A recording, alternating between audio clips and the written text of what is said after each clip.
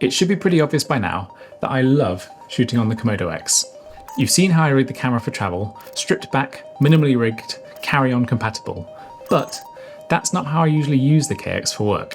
When I'm shooting interiors, product, commercials, when there's a client and sometimes even an assistant if I'm lucky, this is the build I actually use. It's still quite compact and it's still reasonably agile, but this version is definitely full fat. I've carefully built it up, piece by piece, to suit the kind of work I do, whilst trying not to add anything superfluous or unnecessary. Have I succeeded? You be the judge. RED's own DSM-C3 7-inch touch monitor is hard, nay impossible to beat. There are smaller options and there are lighter options, and also there are absolutely cheaper options. But the tight, first-party level integration you get with it is utterly unmatched. Everything about it is best in class from a UI and UX perspective, and it's iPad fast to use. The effectively cableless form factor permits very clean builds, and means that I, as an owner-operator, don't have to worry about frying the 12G SDI port. It does cost as much as a 75-inch OLED TV though, which is kind of mad. I've swapped out the factory captive bolts for extended ones, which massively improves thread engagement on the bolts, making the union between the body, monitor, and handle absolutely rock solid. Speaking of which, I'm using RED's compact top handle. I didn't think I'd care, but it's excellent. Solid, simple, and zero flex. Those extended bolts make a big difference, especially when you're running heavier lenses and rigging accessories. Coming from the FX6, I wondered if only having one button on a top handle would feel a little Spartan. It turns out it's the only button you need. On the sides, breakthrough NATO rails. They're beautifully low profile, with just the right amount of clearance from the body to fit NATO accessories from a variety of manufacturers. I leave them on all the time, both for their utility and also for the protection they offer to the body. For rods, I use a single Bright Tangerine Drumsticks 15mm titanium rod. It's comically overbuilt, but I love it. Titanium was first discovered in Cornwall, in the same village that I went to primary school in. The rod mounts via a Tilter NATO Rail 15mm clamp, super fast to attach and remove, and it lets me lock on follow focus motors as required. Lenses vary depending on the job. I'll either use the Nissi Athena primes, which I love for their character and size, or the Laowa Ranger Zoom, the 17 to 50mm. But regardless of which lens I use, the VND never changes.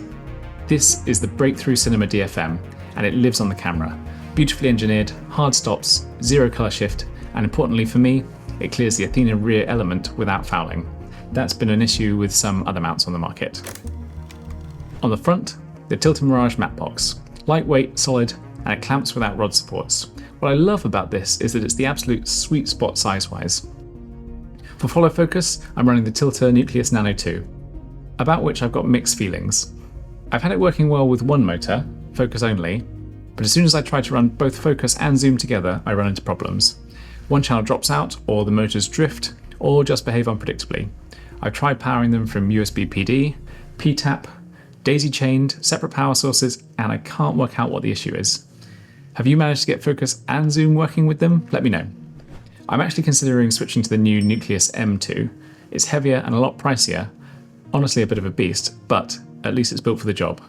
Still undecided, we'll see what the reviews are like.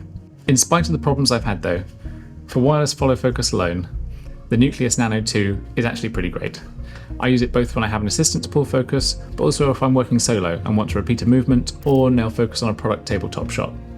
It's often a lot quicker to use a wireless follow focus when I'm using the Cine slider than to add the additional focus motor / axis to the motion control rig and program the moves or keyframes for it. Power is handled by a 150 Wh Core SWX Nano X battery. It's compact, high capacity, and 3 of them get me through a shoot day. It's hard for me to overstate how valuable it is, knowing how much charge is remaining at a glance. And for wireless video, I've built in the DJI transmission system. It's rock solid, and I paired it with the Tilta V-mount adapter plates. It slots in nicely without adding too much bulk. I've had clients watching playback from across the other side of a Warren-like 14th century farmhouse with zero issue, which is great for me, and the clients love the flexibility too. The latency is negligible, so focus pulling from it is no trouble at all, and for interiors and product shoots, it's perfect. I'm also using it right now to make sure I don't lean too far off center on my balance stool. You should be able to spot that I kind of go out of my way to keep the build streamlined. Everything mounts up cleanly, and I try not to overload the rig with unnecessary cables or arms. The more integrated it feels, the more reliable it tends to be, and the less likely things are going to get snagged or bashed. Baseplate wise, I just use a simple 501 plate. It's simple and it works, and I like how low it keeps the camera centre of gravity. That said, I am tempted by the bright tangerine left field setup. It seems to be universally loved, and it will give me properly solid rod receivers, but for now, the 501 plate will suffice. And that's kind of the point. There's no part of the rig that doesn't fulfill an immediate need. You can spend a huge amount of time and money on rigging, and the temptation to do so is real. But I try to make sure I'm always asking myself, what do I actually need this build to do?